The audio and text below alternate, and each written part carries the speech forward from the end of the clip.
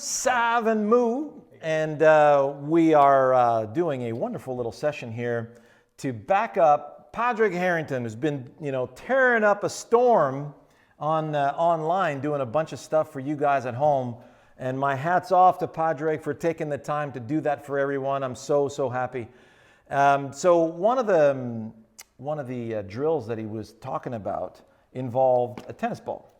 And it's something that he learned from Pete Cowan, who's one of the coaches on tour.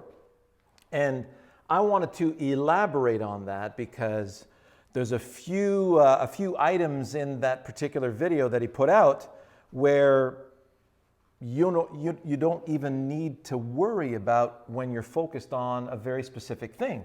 And Padraig, you had that specific thing. So one of the things that you'll realize is, because I've been teaching full time for the last 35 years, seeing 68 to 80 people a week physically, and then add a couple of hundred, emails a day on YouTube with our 105,000 subscribers, and you've got one heck of a turbocharged feedback loop in order for me to help the most people possible. And this leads me to doctors, neurologists, psychologists, and there's a huge exchange there that you missed out on because you're out there busy, winning majors. So hats off to you on that one. Yeah. So the drill in particular that we're talking about. Let me get all three tennis. One for you. Thank you. One for Moo. Thank you. And one for me. All right. So Sav, we looked at that a little bit this morning, right? So let me have your club. We'll put this down. Get into your golf posture, nice and comfortable. Okay, and the idea is you're going to try and throw the ball into the ground about 2 yards ahead of you and for it to go straight.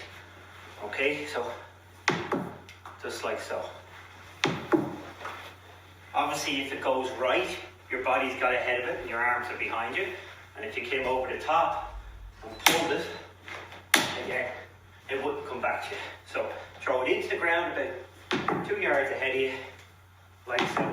Now once you've advanced. And so we put it in our trail hand, which is your non-dominant hand, and we're just going to hold with that hand with the lead hand here, just so we can make the semblance of a backswing, right?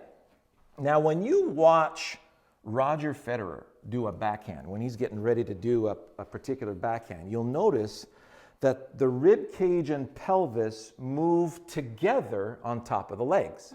There is no upper body against lower body separation. None. Ever. So there's a beautiful movement there, and then there's a movement to move in the direction of the target. Yeah. So, I gave a wonderful lesson, a golf lesson, to a major winner out there on the tennis circuit. And I had asked him, I said, when you do a topspin forehand in tennis, how do you hold the racket? Because we were working on his draw. And he says, I don't know. I just do it. Right. So he didn't even know how he holds the racket. And if you ask Federer the same thing, and what's the difference between your first and second serve? They go, la, don't talk to me.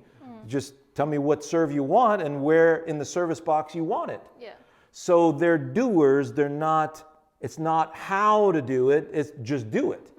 So all of the things that we do in Wisdom in Golf is a just do type of scenario, and this is one of them. So thanks, Padraig. So you put the ball in your hand, and all you're going to do is toss it in that direction. So step over here, and I'll just catch it for you, Sav. Beautiful. Now, Padraig was talking about hitting a spot right here in front. That's okay. I prefer it to be a lot deeper into the target. Now, notice you didn't miss me. Yeah. You threw the ball exactly where I was. How did you do that? Right? Yeah. You don't. You can't think about that because your machine works at 40 million bits of information per second. Yeah. This is Neurology 101. I've done my homework with several neurologists who are part of our team. So your conscious mind, which again has been proven beyond a shadow of a doubt, can only be in one place at a time. So your place for your conscious mind was on me. And you said, just throw the ball to me, in which you did beautifully. Yeah. So how did you know when to let go? Because your attention was on me. You had a target to send that ball. Yeah. So if you've got no target to send that ball, you literally can let it go anywhere. Yeah. So Padraig, what brings us to, you were talking about watch out for that lead shoulder. We're not defective. You can't do anything wrong. You got 2 arms, 2 legs, you're insurable. Padraig, you're the same way. You're not defective, trust me. So what is it that's going to place that lead shoulder? Turn. Me. Yeah. Well, isn't that where you need to be? Yep. To send this tennis ball to me? So who cares what that lead shoulder's doing? Is this coming to me or not? Yep. And that's the whole crux of it, right? Yeah. So if you look at the video we just posted with Brandel talking about Jordan Spieth's woos, and we cleared that up hugely, thanks to you guys, appreciate your help. And so when you have a direction, that's why that intermediate point is so important. So if you were to hit a 6-iron, here's your 6-iron, and you were hitting a draw, Yeah. and obviously you don't want to start on target and draw away from the target. You want to start a little left of the target and draw back to the target, Yep. land a little left, bounce toward the target, and inside the left edge of the hole. Yeah. Just least amount of strokes possible, right? Yeah. Okay. So you get set up, you've got your direction, correct? Yep. What are you going to send in that direction? What's the feel that you're sending in that direction? Heavy momentum. All right. Very nice. So off the ball goes, starts a little left edge of the intermediate point, comes back a little right edge of the line. There you go at 190 yards, and you are about 15 feet to the right of that center line. Yeah. Fantastic. And that was basically nutted in the center of the face. Yep. So what were you trying to do? Just send it that way. Just send it that way with a very specific feel. Yeah. So when we're performing this toss, this feels basically like an underhand toss. Yeah. So it's just an underhand toss that way. Yeah. And that's all we're doing, right? So Moo, you give it a try. Okay. Right here. No worries. So now you're trying to go into my chest, right? Yeah. Go ahead.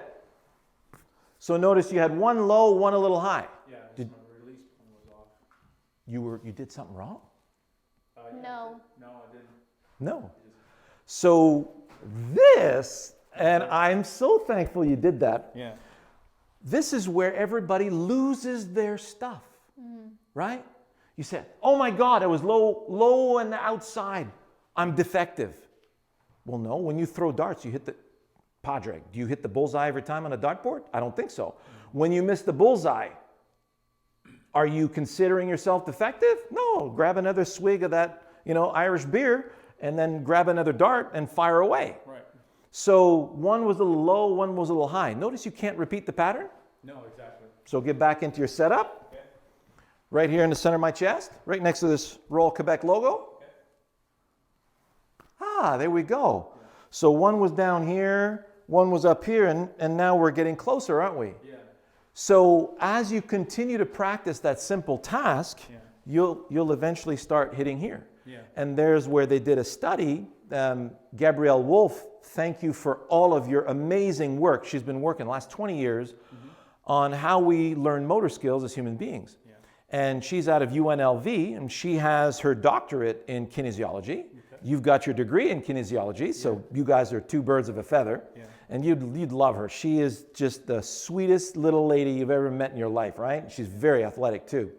So Gabrielle takes a dart team and splits it into 2, and they say, okay, first half, focus only on the bullseye. 1 hour a day, 2 weeks. Yeah. Second half, focus on how you're moving your arm. And make sure you perform the same movement with your arm every time. Yeah. Team number 1, after 2 weeks, 15% reduction in spray pattern, 15% more bullseyes. Okay. Team number 2, 23% worse. Right.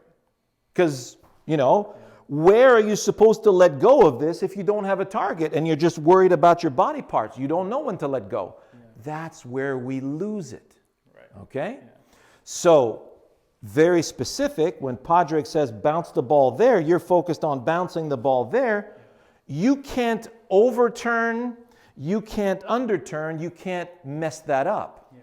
You can be a little off, Right. right? You're not going to take it way in here because that doesn't fit going over here. So you'll have a tendency to just move the ball in that direction. So we have a wonderful video entitled How to Match Your Backswing to Your Target, Shawn Clement. And that's going to help you stay with your direction. So if you stay with your direction, you'll have the right amount of body opening, the right place to release it, and as you continue staying with that, you'll get better naturally. Make sense? Yeah. Hope you guys enjoyed that. Moo! Yep. Thanks for your help, buddy. My pleasure. And let's get back to some playing, man. We'll fire up the game and Blue Bayou? Let's play the 9 holes on Blue Bayou. Sure. Catch you later.